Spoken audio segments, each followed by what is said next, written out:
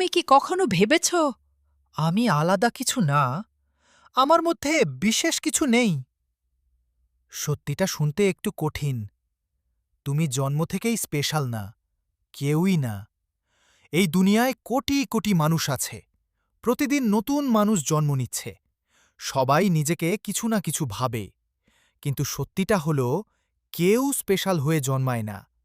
মানুষ স্পেশাল হয় তার কাজের মাধ্যমে।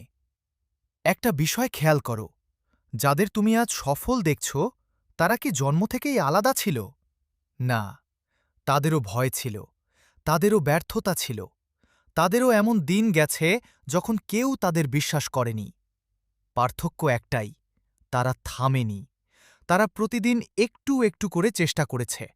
যখন কঠিন ছিল তখনও করেছে, যখন মন চায়নি তখনও করেছে। আর এই ছোট ছোট চেষ্টাগুলোই তাদের আলাদা করে দিয়েছে।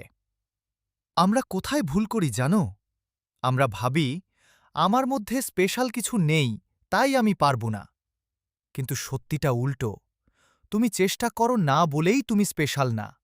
তুমি যদি প্রতিদিন নিজের উপর কাজ করো, নতুন কিছু শিখো, নিজেকে ইমপ্রুভ করো, ধীরে ধীরে তুমি বদলাবে। আজ তুমি সাধারণ, আগামীকাল তুমি একটু ভালো, তারপর একদিন তুমি সবার থেকে আলাদা হয়ে যাবে। এটা একদিনে হয় না, এটা তৈরি হয় সময় দিয়ে, পরিশ্রম দিয়ে, ধৈর্য দিয়ে। তাই আজ একটা সিদ্ধান্ত নাও, তুমি কি বসে থেকে ভাববে আমি স্পেশাল না, নাকি প্রতিদিন চেষ্টা করে নিজেকে স্পেশাল বানাবে?